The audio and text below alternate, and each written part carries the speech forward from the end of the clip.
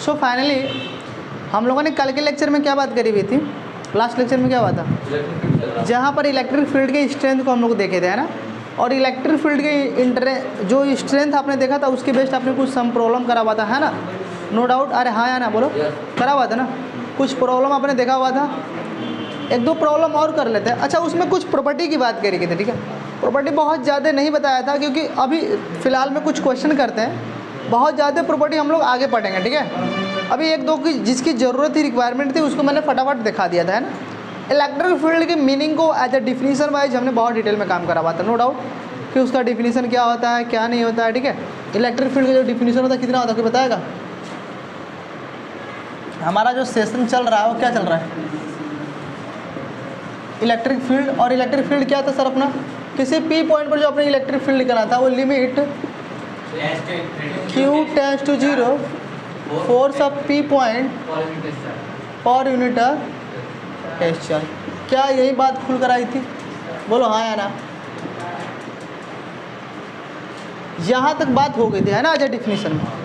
अब थोड़ी सी ढंग की बात कर लेते हैं। मतलब ढंग की बात है कि इलेक्ट्रिक फील्ड की जो अपनी इंटेंसिटी देखा हुआ था, जो स्ट्रेंथ था उसका, कि एक सोर्स ऑफ चार्ज, कहने का मतलब क्या है कि जो टेस्ट चार्ज जो फोर्स का एक्सपीरियंस कर पा रहा था due to the source of charge, वो कितना कर पा रहा था पर यूनिट टेस्ट चार्ज, है ना, फोर्स अपन पर, तो वो इतना फोर्स का एक्सपीरियंस कर पा रहा था, ठीक है। और फोर्स का एक्सपीरियंस किसी को करने के लिए उसको अभी मौजूद होना जरूरी है, मतलब उसका भी कुछ अपना वैल्यू होना चाहिए, ठीक है। इसीलिए मैंने जो टेस्ट चार्ज था उसको बिल्कुल जीरो नहीं करा हुआ था ना, उसकी बिल्कुल मतलब वैल्यू कुछ बढ़ाई हुई थी। हमने बोला था कि भाई टेंड्स टू 0 मतलब 0 के लगभग में है, बहुत छोटी को चार्ज है, जहाँ पर कुछ न कुछ वो क्या होगा उसका महसूस करने के लिए वो जिंदा है कि नहीं, हमारे ऊपर किसी का इफेक्ट पड़ रहा है। अरे हाँ या ना बोलो, बात करिए इतना ठीक ठाक। अच्छा, कुछ क्वेश्चन कर लेते हैं। शायद हम लोगों ने लास्ट लेक्चर में कुछ क्वेश्चन देखा हुआ था, नो डाउट। थोड़ी बहुत और बात कर लेते हैं, जिससे मॉड्यूल्स लाए हो। हाँ, टेबल वाला क्वेश्चन लास्ट क्लास में वो नहीं हुआ था, मॉड्यूल 2 कराए थे।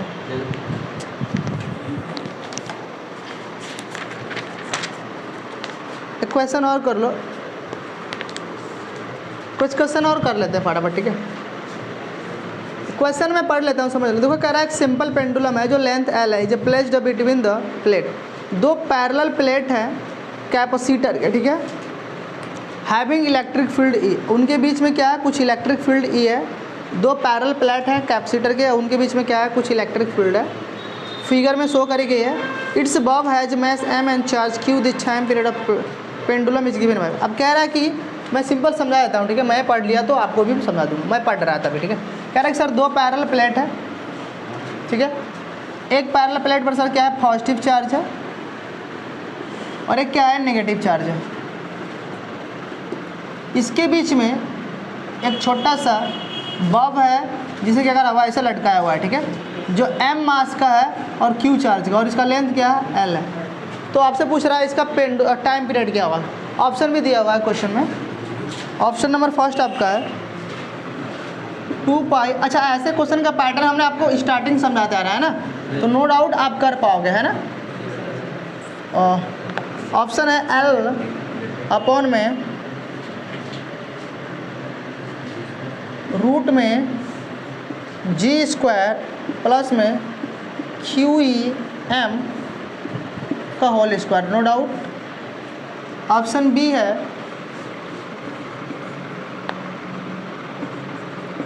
टू पाई रूट में L अपॉन में G प्लस QE अपॉन में M। ऑप्शन सी है आपका 2 पाई रूट में L G² minus Q² E² upon में M²।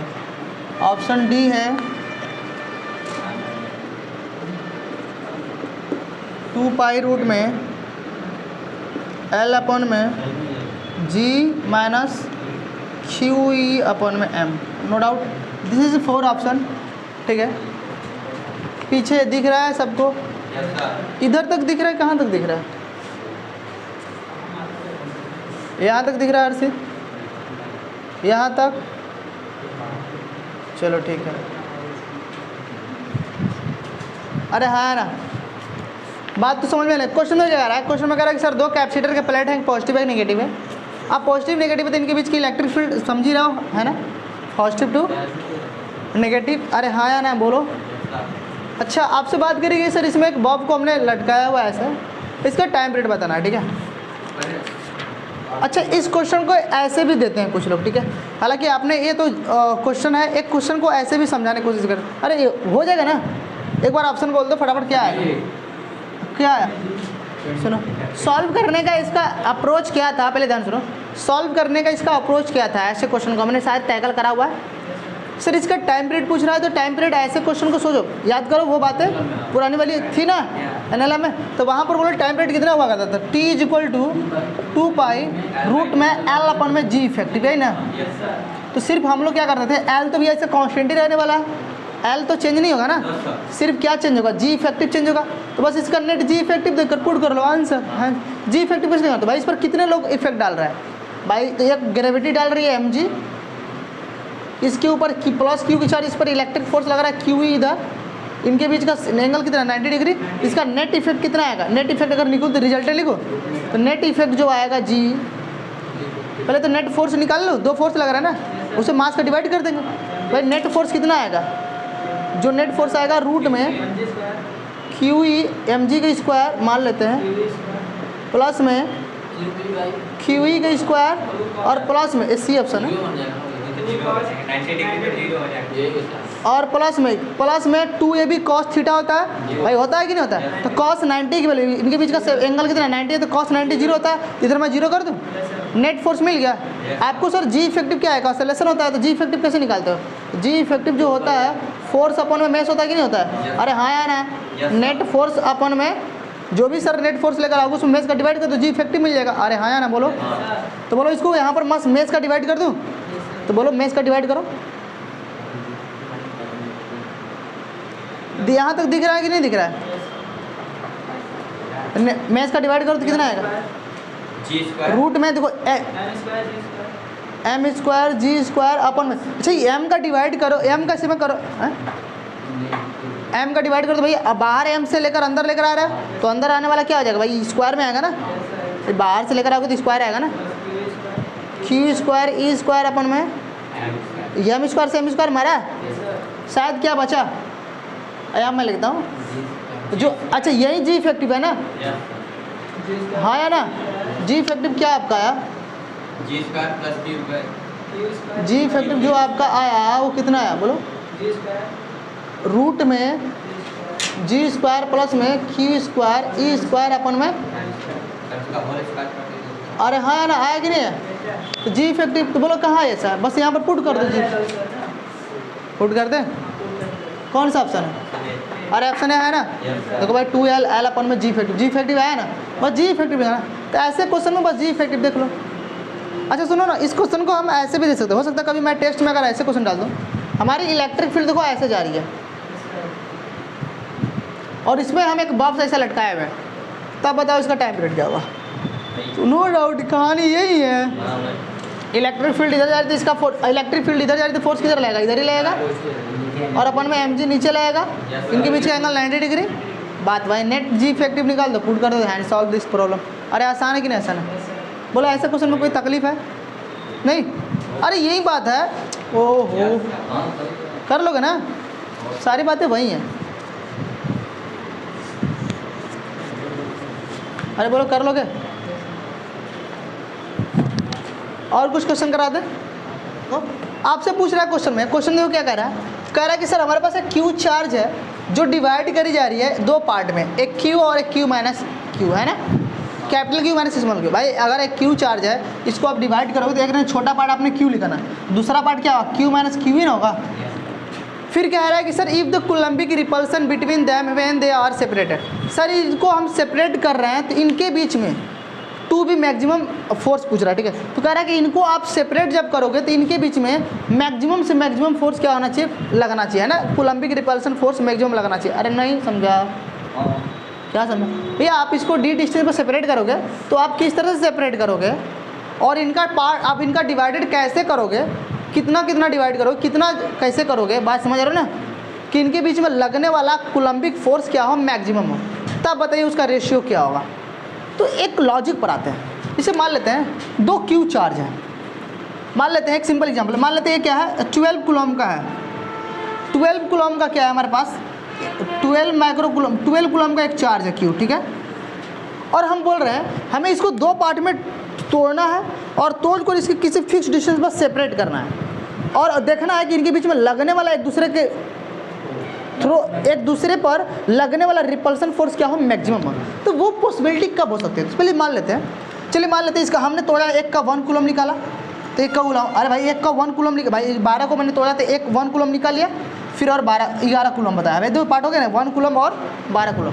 अब इनके बीच का डिस्टेंस मैंने डी मान दिया है ना, कुछ भी, तो इनके बीच का फोर्स कितना आएगा, तो भाई K 1 × 11/d²। अरे हाँ यार, अच्छा हमारे पास बहुत सारी पॉसिबिलिटी है, हम ऐसे भी कर सकते हैं 2 कूलम और इधर कितना हो सकता है 10 कूलम, है ना। देखो 2 कूलम और 10 कूलम में बांट सकते हैं इसको, तो इनके बीच में देखो फोर्स कितना आएगा, K 2 × 10/d²। अच्छा अगर इन्हीं दोनों कंपेयर करो तो मैं पूछूं किस में कूलम्बिक फोर्स ज़्यादा लग रहा है, 1 × 11/d²। भाई डिस्टेंस तो आप हमेशा फिक्स ही करोगे, लेकिन ऊपर देखो, ऊपर प्रोडक्ट में सिर्फ 11 आ रहा है और नीचे प्रोडक्ट कितना आ रहा है 20 आ रहा है। तो आपको ये पता है कि सर नीचे जो फैक्टर डिवाइड का है वो तो वही सेम है, ऊपर का फैक्टर जिसका जितना ज़्यादा होगा, ऊपर जो आप फैक्टर कर रहे हो इनका, उसका मल्टीप्लाई जितना ज़्यादा होगा, उनका प्रोडक्ट जितना ज़्यादा होगा उतना ही सर मैक्सिमम फोर्स का रिपल्सन होगा, है ना। तो इसका मतलब ये पॉसिबिलिटी, मतलब आप यहाँ 2 है तो यहाँ 10 है, तो यहाँ पर 3 और 9 करोगे, 3 9 27 आएगा, है ना। यहाँ पर 27, तो 27 ऊपर ज़्यादा हो गया, फिर 4 आप कर सकते हो कितना, 7 कर सकते हो, अरे 4 कितना, 4 8 कर सकते हो, 5 7 कर सकते हो, ठीक है, कर सकते हो ना सर, 6 कर सकते हो। तो देखो 5 7 में कितना आएगा, 5 अगर 7 करोगे 35 आएगा, और लेकिन 6 करोगे तो कितना आएगा 36 आएगा। अब इस 12 कूलम की जो चार्ज था, अब इसको अब फिर तो मान लेते आपने इधर क्या किया, इधर 6 के बाद 7 किया, फिर कितना करना पड़ेगा 5 करना पड़ेगा, तो फिर वही रिपीट करके पहले वाला ना, तो 35 ही आएगा। अगर हम यहाँ पर एक हिंट दूँ तो सर इसका किसी भी एक चार्ज को आप 2 पार्ट में तोड़कर आप चाहते हो कि नहीं एक दूसरे के ऊपर इनका मैक्सिमम फोर्स रिपल्सन हो, तो वो तभी पॉसिबल है जब इसको आप इक्वल पार्ट में डिवाइड कर दो, क्योंकि एक चार्ज को जब आप इक्वल पार्ट में क्या करोगे, डिवाइड करोगे, तब उनके बीच में लगने वाला रिपल्सन फोर्स दूसरे क्या होगा, सबसे ज़्यादा होगा, अदरवाइज किसी भी कंडीशन में नहीं होगा। अरे बात को समझा, चेक कर लो, देखो 6 में आपने तोड़ा इसको, तो 6 कितना होगा, ऊपर मल्टीप्लाई करोगे ना, K 6 × 6/d², K 36/d², तो सबसे ज़्यादा प्रोडक्ट ऊपर का है ना, यस है नो।